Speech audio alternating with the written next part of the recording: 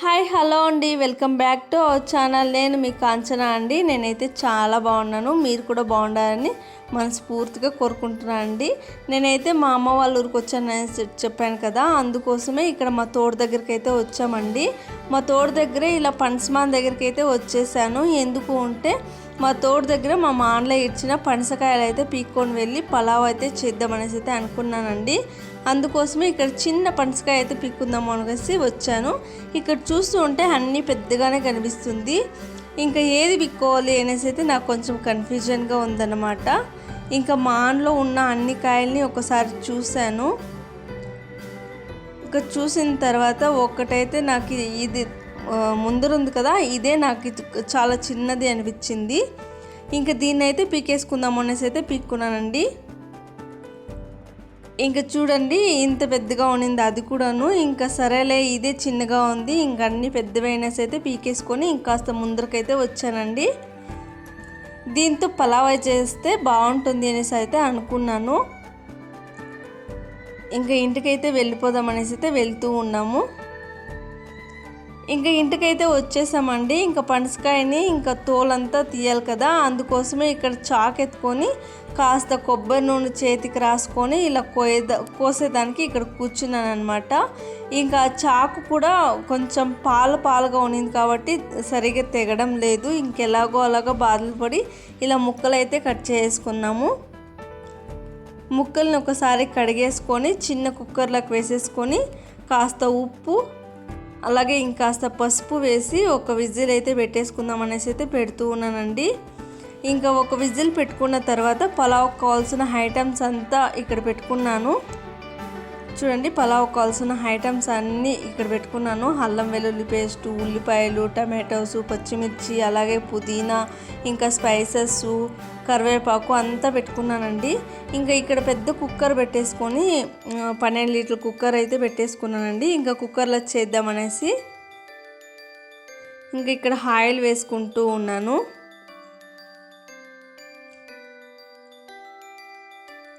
ఇంకా ఆయిల్ వేడెక్కిన తర్వాత ఆవాలు అయితే వేసానండి. ఇంకా ఆవాలు అయితే చిటుపట్లాడాయి. ఇంకా ఆవాలు చిటుపట్లాడిన తర్వాత స్పైసెస్ అంతా ఇందులోకి వేసేసుకున్నాను.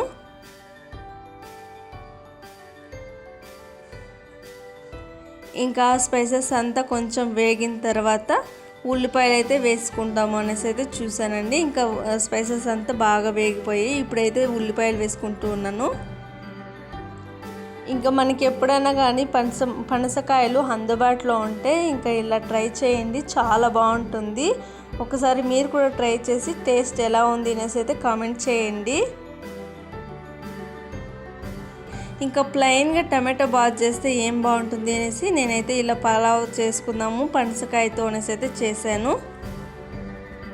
ఇంకా ఉల్లిపాయలు కాస్త వేగిన తర్వాత ఇలా పచ్చిమిర్చి అయితే వేసుకుంటున్నానండి. ఈ పలావ్ ఏంటి అంటే కొంచెం స్పైసీగా ఉండాలన్నమాట, చాలా బాగుంటుంది కొంచెం స్పైసీగా ఉంటే.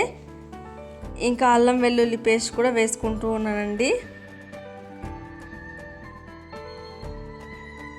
చెప్పాను కదండి, కొంచెం స్పైసీగా ఉంటే చాలా బాగుంటుంది అనేసి, అందుకోసమే ఇక్కడ కొంచెం స్పైసీగా ఉండి అనేసి ఇంకా నేను 2 కేజీల బియ్యం అయితే వేసుకుందాం అనేసి అయితే కొంచెం స్పైసీగానే పెడుతూ ఉన్నానండి. ఇంకా అల్లం వెల్లుల్లి పేస్ట్ కాస్త వేగిన తర్వాత ఇక్కడ పుదీనా వేసేసుకుంటున్నాను. ఆ పుదీనా ఫ్లేవర్ అనేది కొంచెం చాలా ఉంటే బాగుంటుంది కదండి, అందుకోసమే పుదీనా అయితే కొంచెం చాలా వేసుకున్నాను. ఇంకా ఇదంతా ఒకసారి కలిపేసిన తర్వాత కాసేపు అలాగే వదిలేయాలి. ఇంకా అలాగే వదిలేసిన తర్వాత బాగా ఫ్రై అయిపోయిందండి. ఇప్పుడు టమాటాస్ వేసుకుందాము. ఇప్పుడు టమాటాస్ వేసిన తర్వాత ఒకసారి కలిపేసి ఒక 5 మినిట్స్ 10 మినిట్స్ అలా వదిలేస్తే బాగా మగ్గిపోతాయండి. ఇంకాసేపు మగ్గిన తర్వాత నేనైతే ఇక్కడ చిన్న కుక్కర్లో పెట్టుకున్నాను కదండి ఇవి పనసకాయ ముక్కల్ని, అవైతే తీసి చూస్తే బాగా ఉడికిపోయింది. వాటిని అయితే టమాటాలు మగ్గిన తర్వాత ఇలా వాటర్ లేకుండా ఎత్తి ఒకసారి అందులోకి వేసేసుకొని ఒకసారి కలిపేసుకుందామని అయితే వేస్తూ ఉన్నాను అనమాట.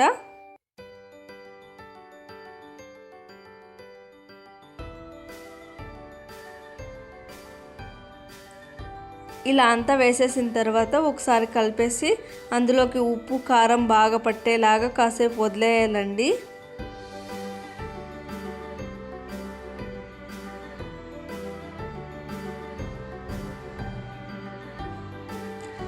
ఉప్పు కారం బాగా పట్టేలాగా కాసేపు వదిలేసిన తర్వాత మనం బియ్యం అయితే కొలుసుకొని నీళ్ళు అయితే పక్కలో పెట్టేసుకుంటే కొంచెం వేడిగా ఉంటే నీళ్ళు ఇంకాస్త త్వరగా అవుతుంది అనేసి నేనైతే వేడి నీళ్ళు పెట్టుకున్నానండి.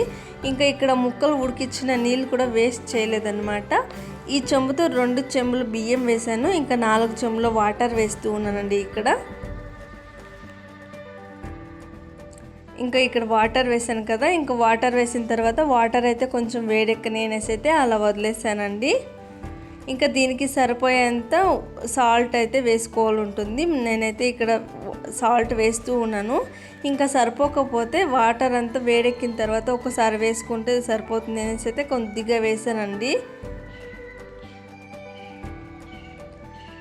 ఇంకా వాటర్ అంతా కొంచెం వేడెక్కింది. ఇంకా బియ్యం 2 చెంబులు అయితే వేసాను, ఇంకా 4 చెంబులు వాటర్ వేసాను కదా, ఇంకా బియ్యం అయితే 2 చెంబులు వేసాను. బియ్యం వేసిన తర్వాత కొంచెం పైనగా వచ్చేసిందండి. ఇంకా కుక్కర్ మూత పెడితే ఇంకా చాలా అయిపోతుంది అనేసి అయితే నాకు కొంచెం డౌట్ వచ్చింది. అందుకోసమే ఇంకా వేరే పాత్రలకైతే చేంజ్ చేసుకుందాము అనేసి అయితే అనిపించిందండి నాకు. అందుకోసమే దీన్ని అయితే తీసేసి ఇంకొక పాత్రలకైతే చేంజ్ చేసుకున్నాను అనమాట.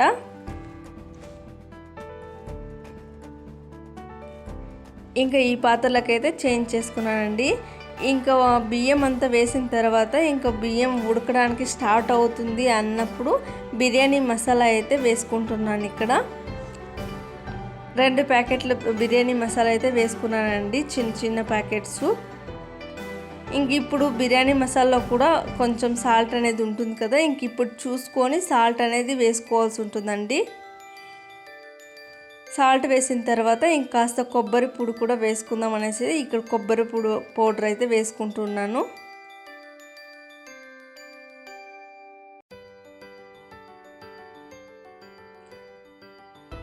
ఇదంతా వేసిన తర్వాత ఒకసారి కలిపేసి మూత పెట్టేద్దాం అనేసి అయితే మూత పెట్టేసానండి. మూత పెట్టిన తర్వాత చూడండి ఇలా అయితే అయింది.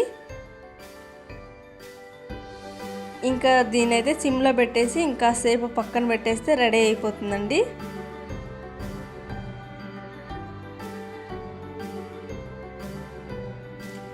చూసారు కదండి, కాసేపు మూత పెట్టేసి పక్కన పెట్టేస్తే ఇలా అయిపోయింది. దీన్ని అయితే తీసేసుకొని మనం ఇంకా సర్వ్ చేసేసుకోవడమే అండి.